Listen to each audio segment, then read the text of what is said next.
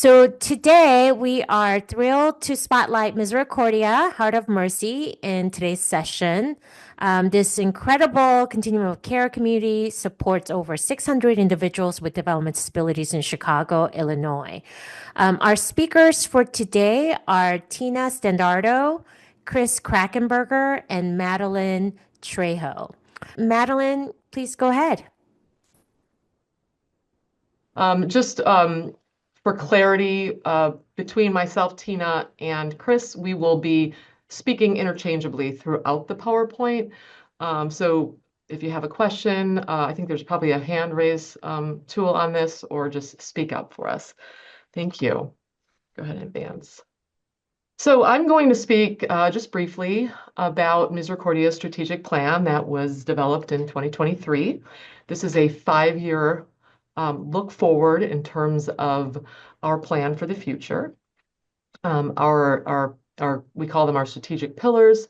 They are centered around 4 major pillars, one being delivering high quality and safety standards. So looking at our quality and safety, growing our programs and services. So how are we going to grow into the next 5 years? We'll cover some of that as well. Becoming an employer of choice, ensuring that employee engagement is where it needs to be. Our ability to provide wonderful and strong care for our residents lies heavily within our employees as well, being very satisfied in their workplace, and also managing our resources.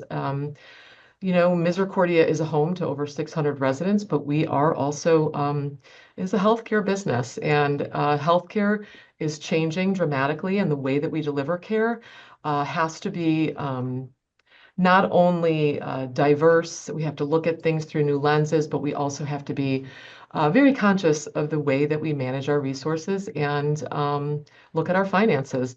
And what you can see in the center is sort of like a circular, and at the heart of everything that we do are our residents as well as our employees. Just to lastly cover our values, those include quality of life, connection, diversity and inclusion, responsibility, as well as spirituality. Passing on to the next slide. And I believe this is Tina. Chris. Or Chris, I apologize. I'm just going to give a brief history of Misericordia. A couple of years ago, we celebrated our 100-year anniversary. So our history goes back to 1921.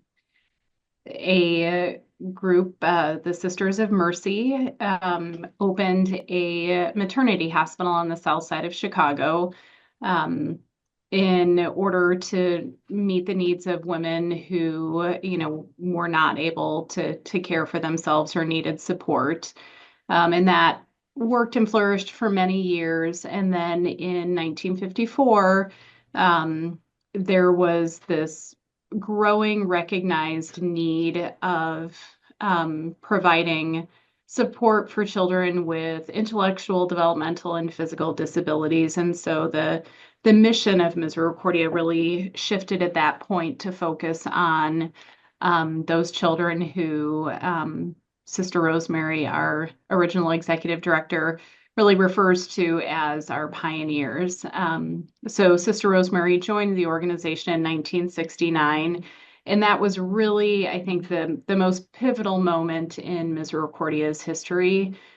She joined the organization as a young nun who had a lot of energy and tremendous vision, and saw that these children that Misericordia was supporting had so much potential, and they needed to be in the community. They needed to be provided services and programs. And she really pushed the envelope and reached out to local resources and local experts.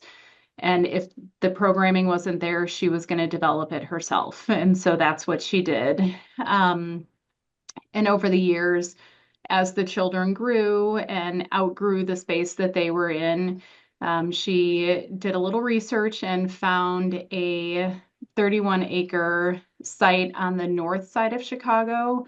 It was previously an orphanage that, whose doors had been closed. And so she asked if she could take over that space, and with some negotiation that happened. And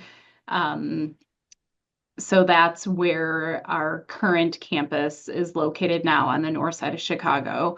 There was a lot of work that needed to be done with the existing buildings to really make them home-like and be able to be brought up to our current standards. And so there's been kind of constant growth and development on this north side campus that we're on. In 1997, we then branched out into the community and opened our first group home in the community. So in Illinois, the term used is a CILA, community integrated living arrangement. And so that was kind of the next step in expanding the services that we offered, recognizing that many of our folks, could thrive in that setting. And so we continued to add CILAs in the community and continued to develop our Northside campus.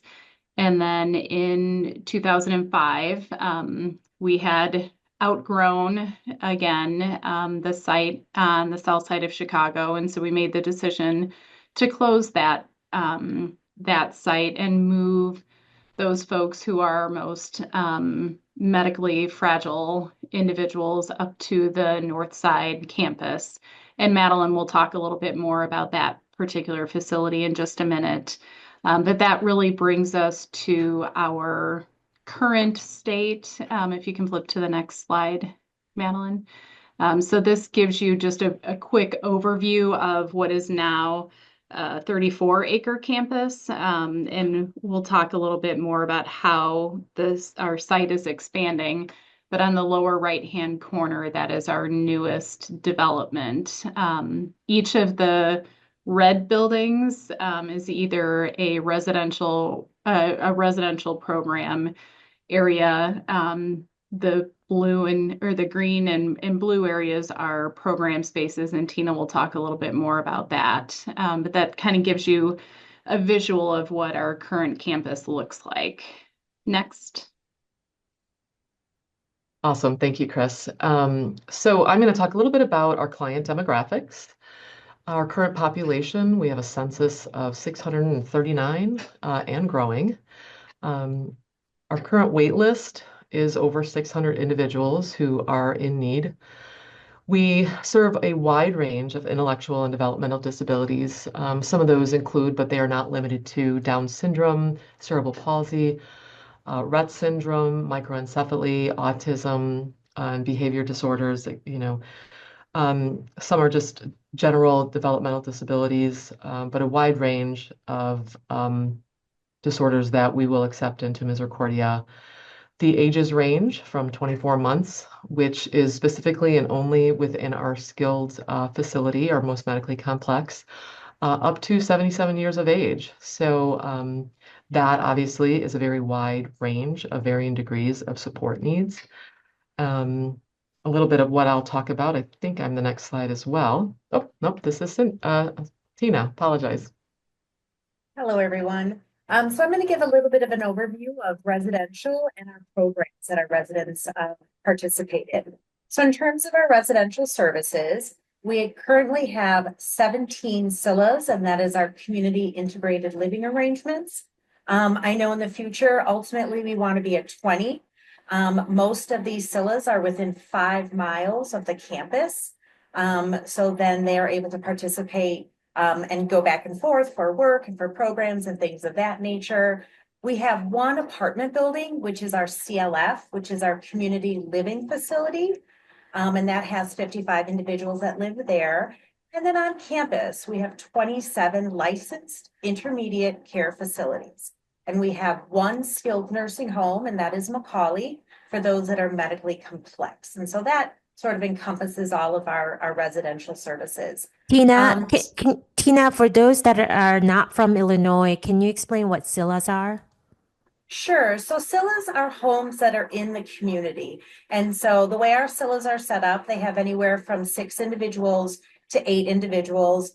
It's a home located near campus, so they're able to live and participate in the community, but they also have the campus to rely on as well. And so many of the individuals work in the community, take part in the community, but they also have the campus to fall back on in terms of activities and programs and things of that nature. So all of those homes are in the community, not too far from the main campus.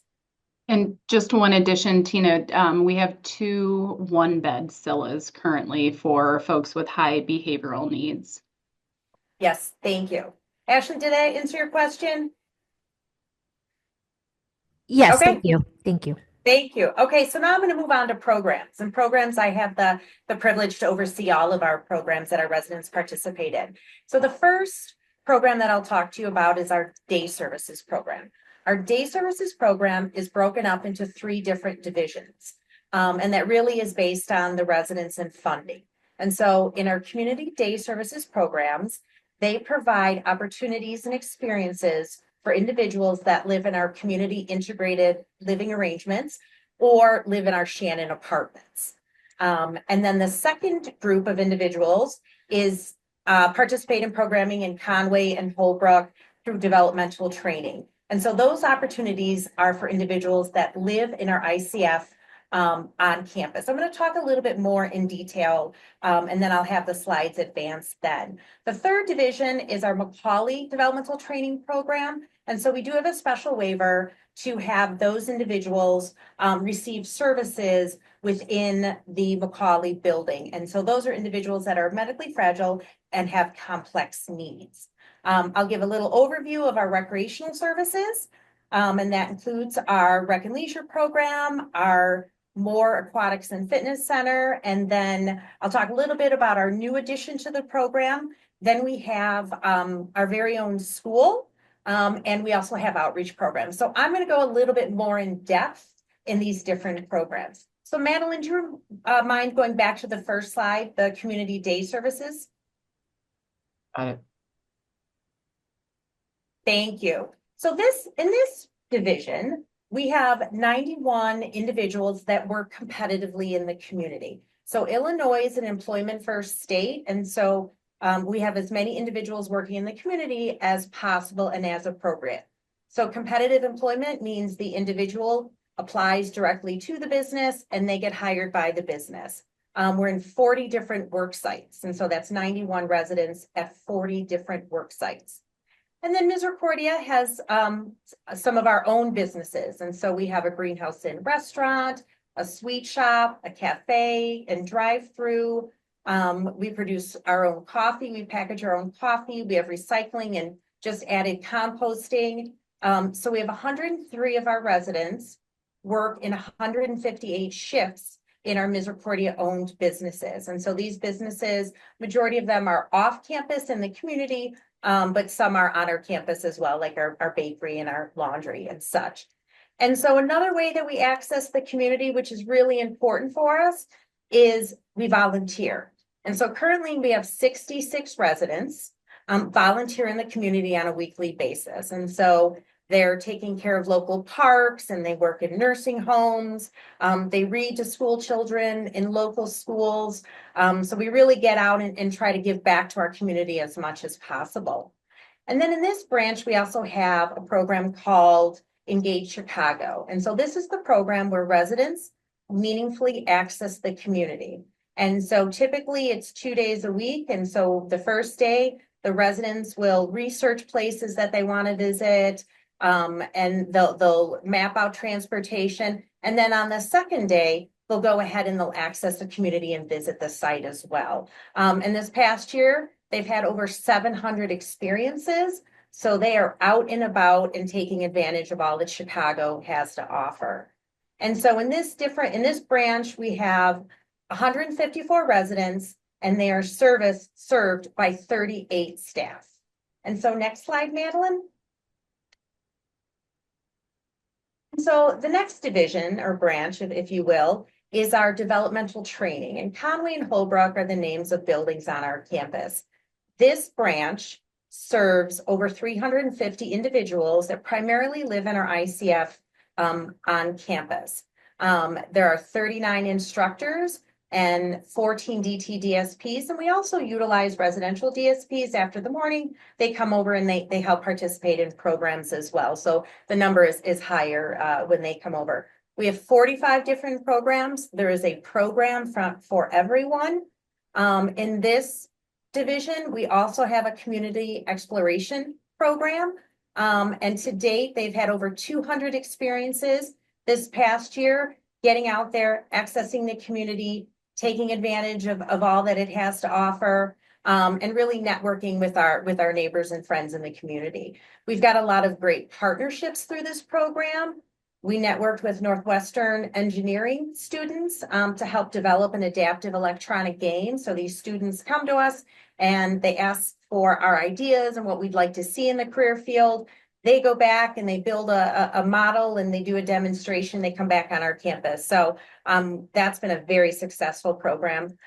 We also take care of different community plots locally, not too far from campus, in terms of growing vegetables, growing foods, taking care of the plants and such. And so within this branch, it's also important to note that we do have about 38 individuals that are community employed. And so for us, we're not concerned with where you receive your funding and where you live. If you are capable of working in the community and appropriate, we have you work in the community. If you're capable of working on or working in one of our Misericordia owned businesses, we certainly hire that way as well. All of our employees, our resident employees, receive minimum wage or higher for the work that they do. Okay, next slide. And so the third division that I'll talk to you about is the developmental training program that happens in the Macaulay building. And so we have 4 programs that serve 37 different residents that are more medically fragile, and it's in their best interest not to travel across campus into a larger building with more people. The programming in nature is very therapeutic, and they have everything from music therapy to art therapy to rec therapy. And so that's a very nice, robust program as well. A lot of services come to those classrooms. In the Macaulay building, we also have our own school. It is an Illinois State Board of Education certified school. Currently, we have 4 students and 1 classroom. And so this is another way that we're able to meet the needs of the people that live here. We have a birth to 3 program. We have 1 program that serves 4 students that are under the age of 3. And so these individuals also are able to take part in therapeutic rec, art, music therapy. They have rainbow dog therapy every other Sunday. So they're nice and busy as well. Next slide. And so our recreation and leisure department. And so this department hosts events both on our campus and in the community. And so we're very fortunate to have this team of people get together, and they're the ones that plan all of the parties. So all of the St. Patrick's Day and Valentine's Day, they'll have a lot of dances and a lot of events and activities.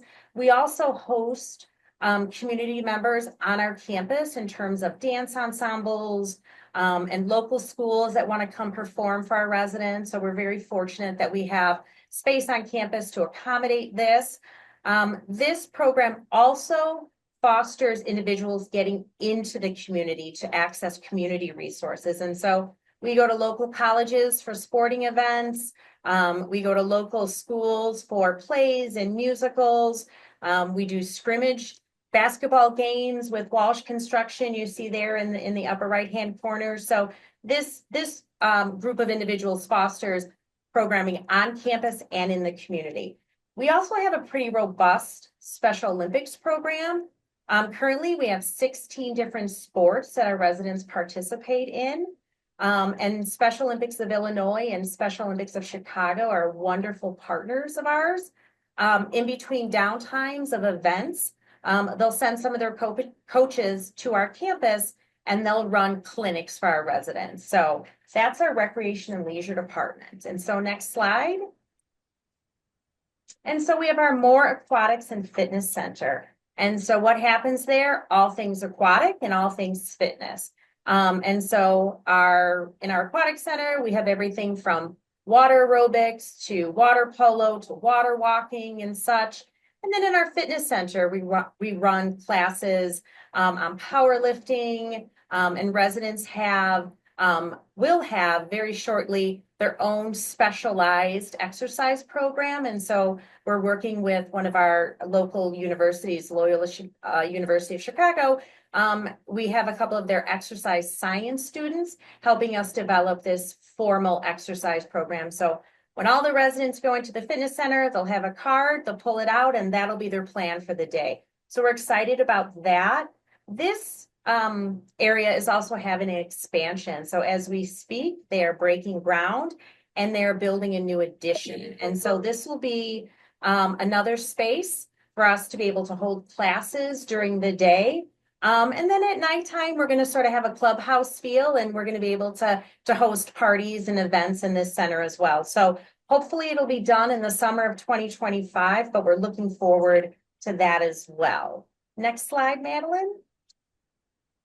All right, now we have our outreach programs. And so this is really a way that we connect and work with our community. We sort of open up our campus once a month for these programs. We have 3 programs and we group them according to age.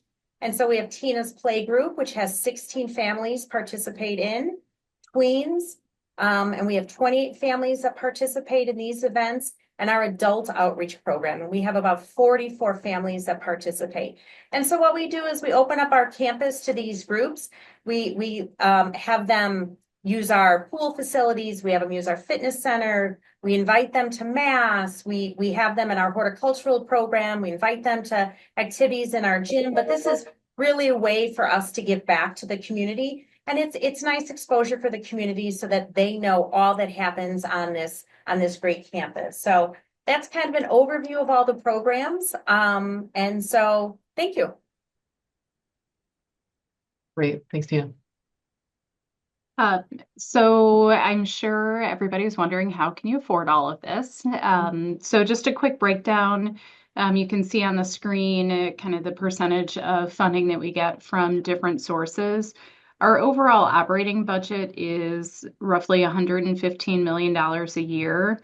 Approximately 82 million of that comes from state and federal funding, which leaves us with a funding gap of roughly $33 million. So if you break that down into a per resident cost, it's roughly $57,000 per resident that we need to raise in private fundraising, grants. We seek out support from foundations. So that's a pretty big gap that we have to tackle each and every year. Approximately 2 to 3 years ago, we separated out our development office into a separate foundation that really shoulders the burden, much of the burden of that. But it's definitely a combined effort. We will talk a little bit later about this, but we have a very, very strong family and sibling association, and they, our families, I see a few of them on here, are very committed to helping to diminish that funding gap or put their time, talent, and treasure into meeting that funding gap, whether it's donations they make or friends that they bring into the organization to help support our different causes. So next. Okay, so I'm going to talk a little bit about the evolving needs of our residents. Of our 600 residents, we have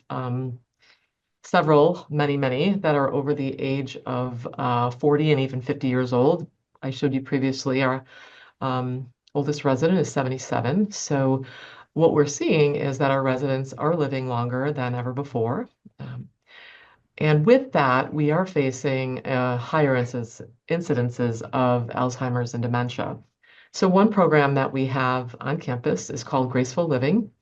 This is a project that supports organizations such as ours to navigate the aging of our residents within their programs and residences. So GRACE stands for Generating Resources for Aging Through Collaborative Energies. So this is actually a series of modules that our staff can use as resources to learn how to better care for and how do we best equip them to care for our residents who are going through that aging process. We also have a strong focus on safety care and de-escalation training. With cognitive decline, we often see increased behaviors, increased responses to just general interactions. And so our ability to best prepare our staff for those instances occurs through that de-escalation training. We also have a very multidisciplinary specialty approach to care. Within our organization, we provide primary care to many of our residents who choose to utilize our on-site services. We have a medical director and 2 primary care physicians who support us. We also have 3 nurse practitioners that are on-site working with us full-time. But also our residents and their families also have the choice to seek their primary care physicians outside of our community. We also work very closely with specialists, including orthopedics, neurology, psychiatry, podiatry, physiatry, as well as an on-site dental clinic, and we provide dental services to our residents on-site. We are expanding our provider nurse practitioner team so that we can more adeptly respond to those advancing needs. Like I mentioned, we do have 3 nurse practitioners. We are potentially looking to expand that, especially as we grow as an organization into our Rosemary Park community. As well as we have over 130 nurses across the campus who support our residents 24/7. We work in close partnership with our residential leaders to ensure that we are working hand in hand with our DSPs as well as our CNAs within our skilled facility. One of the other things that we're promoting is just really encouraging our nurses and our nurse practitioners to achieve advanced certification, whether that's in palliative care or how do we prepare our teams for the process of death and dying? How do we best support families, as well as wound care? As our residents age, they become non-ambulatory. How do we ensure that we are providing, best practice for dealing with those advancing needs? And I will go to the next slide and talk a little bit about our medically complex. So our Macaulay residents, as my peers have mentioned, it's a 125-bed skilled nursing facility that is on site. It is on the campus that we talked about earlier. There we serve our most medically complex residents. They are all non-ambulatory. We provide 24/7 nursing and CNA care. Most of our residents, 95% of our residents have enteral nutrition or tube feedings. They have high respiratory care needs. We do have tracheostomies that we care for. We do not accept ventilated residents, but tracheostomy is our highest level of care.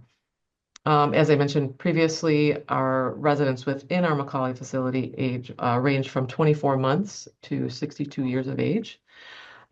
We do have external placement as well as transfers within our community into Macaulay as our advancing clinical needs occur or we see more decline. With our residents who are pediatric, we provide care for them throughout their lifetime. We do have residents that also come to us as placements.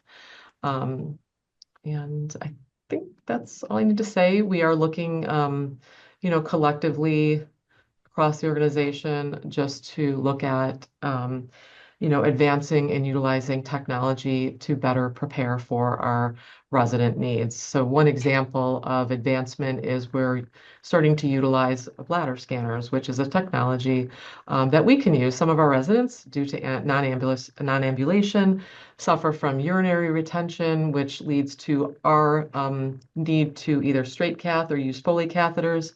One thing we don't want to do every time we are to catheterize somebody, we introduce the risk for infection. So by utilizing technology such as a bladder scanner, we can assess the level of volume of urine in the bladder, and then we can set parameters around that would indicate whether or not we need to go ahead and straight catheterize someone. So just a little example of what we're doing to advance care and ensure quality and safety and reduce any risk for infection. And next slide. Additionally, we have behavioral health services that support our residents. So we provide behavioral health services to approximately 40% of our population. These services include a team of, these are behaviors. Someone's going to have to help me out with these terms. I know Gina's on, I think. But we have art therapists, licensed counselors, psychiatrists, and psychologists. These are Certified behavior analyst. Thank you, certified behavioral analysts and registered behavior technicians. thank you, registered behavior technicians. They're trying to trip me up with these terms here, but they support and provide on a spectrum from informal proactive interventions to formal evaluations, treatment, and monitoring. Treatment decisions are data-driven. That data is based on both quantitative as well as anecdotal data and is shared in partnership with each resident psychiatrist. Gina, do you have anything to add to that? I think the one thing to mention is that Misericordia, when I first started 32 years ago, we were not known for taking individuals with severe behaviors. And today, actually, we have a huge percentage of people in our applicant pool that have autism and that require pretty intense behavior services. So we have a full team of, as you can see on the slide, a full team of professionals that are able to really work with our residents, but more importantly, they work with our staff to ensure that they have the training that they need to be able to, help each individual be as successful as possible. So today, I would say that Misericordia is known for helping individuals that have severe behavior challenges, very different than it was when we first started when I first started at Misericordia 32 years ago. Thank you. So one of the things that Misericordia has developed in all of this, as you can see, is a real continuum of care. And it's something that we have fought for and really each day, I think, see the benefits of. It really allows us to meet people where they're at and allows people to maintain relationships that are just important in their everyday life. So whether someone has a change in cognitive or physical functioning, that may change where they receive their residential services, but they're still able to maintain employment and friendships and maintain their, basis of both medical and therapeutic interventions along with psychosocial supports. And so just that continuity throughout every aspect of their life, we see as being so incredibly important to that quality piece.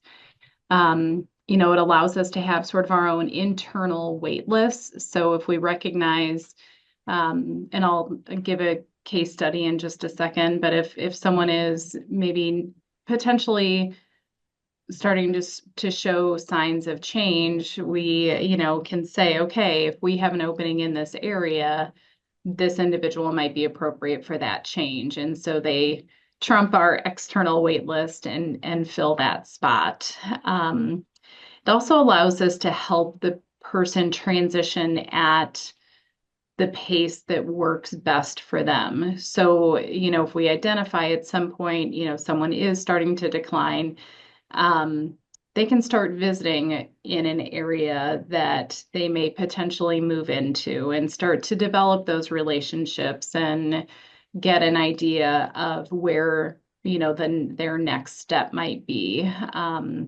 It also allows for continuity and bridging those staff supports. So as someone is maybe moving from one area to another, the staff in those areas can talk to each other. It helps us share in a way that maybe you wouldn't be able to do if you were moving from one facility to another. So familiar faces can come with the person as they move to a new area, even if it's just for a short period of time. And so having that fluidity within program areas and within living areas just helps to keep that resident at the center of everything that we're doing. Next. So I'm going to give a couple of examples of how that continuum of care has manifested itself. So the first example is John, and this is someone who came to Misericordia. I met him on my first day 33 years ago, just a toddler. He was at Misericordia South, which was our original skilled nursing facility, very medically involved. He received his nutrition through a G tube and very unstable seizure activity, and was nonverbal, non-ambulatory, and really just in a place where he needed the highest level of care. Through all of those interventions that Madeline talked about earlier, the multidisciplinary approach, John was able to start eating by mouth, and was no longer dependent on a G tube. Medically, his seizures had stabilized somewhat, and we were at a place where we had opened a non-ambulatory unit for individuals who are non-ambulatory on our North Side campus. And John was also at a point where he no longer needed the internal school that Tina had referenced, but was ready to join a school in the neighborhood. And so he moved from our South Side to a less restrictive environment on our North Side.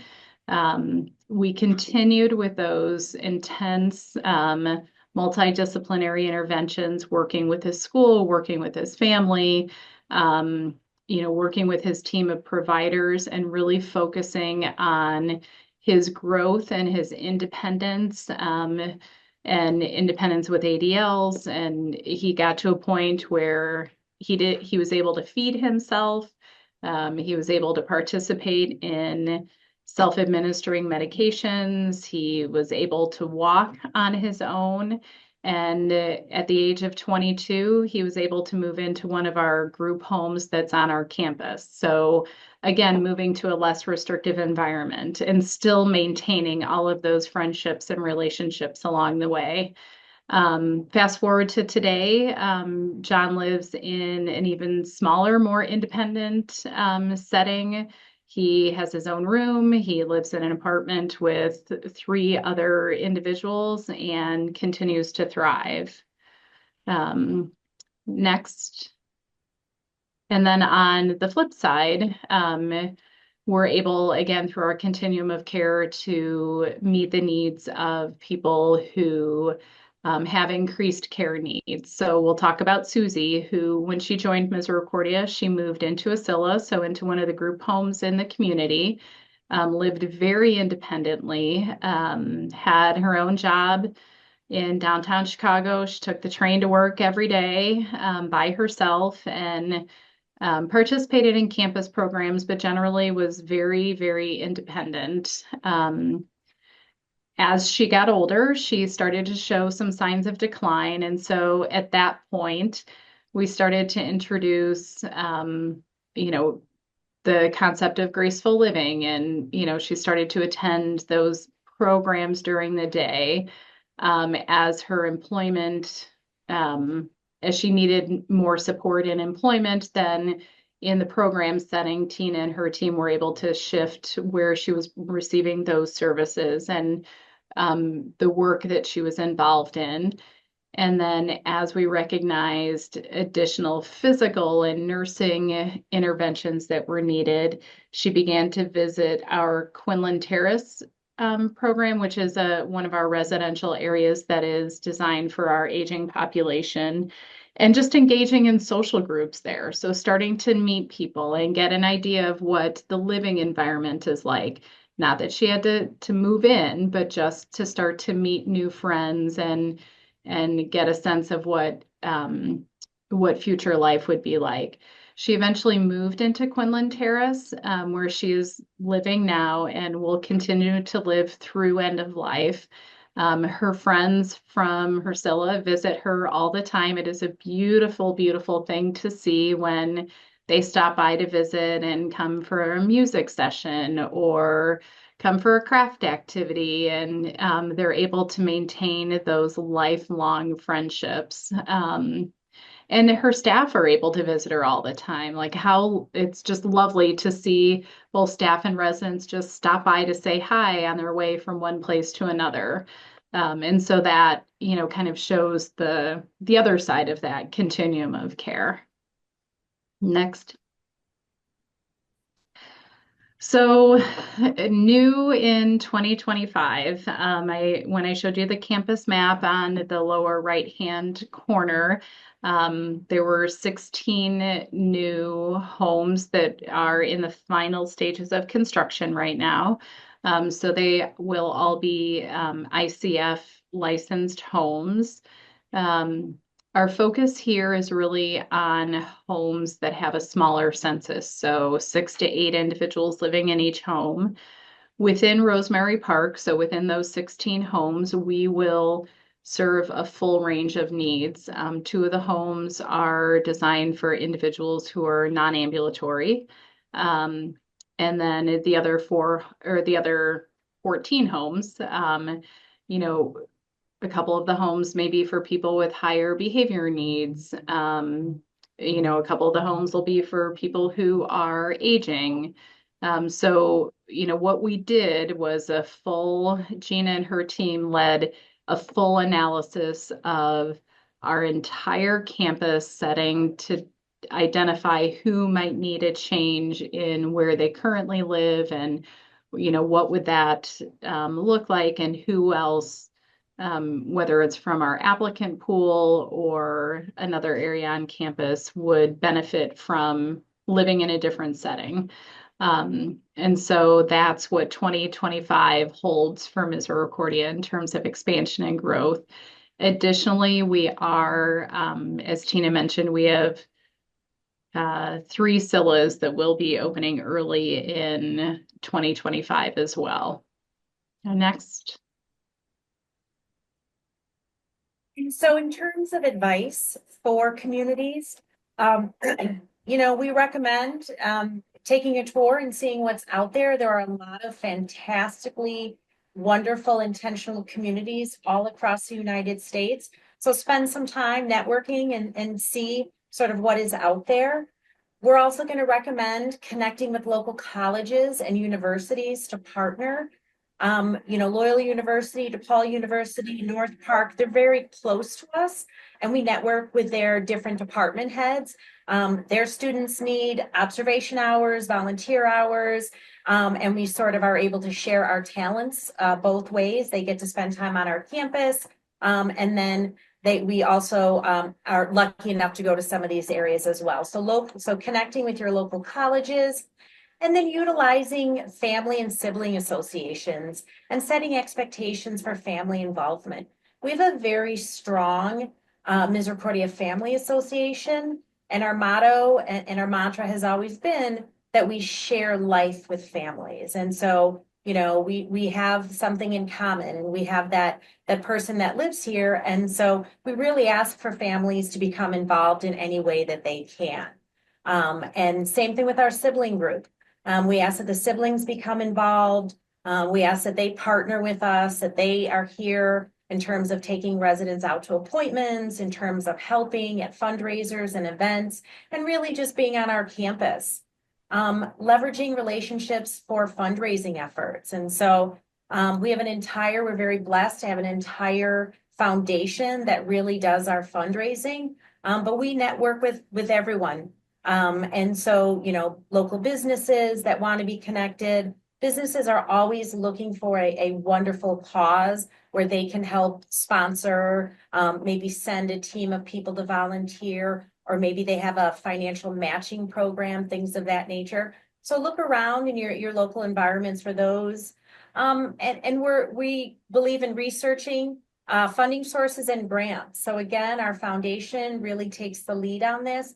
but there really are a core group of people that really research grants from individuals and research grants from businesses and foundations. And so really spend some time doing some research and look for monies that way.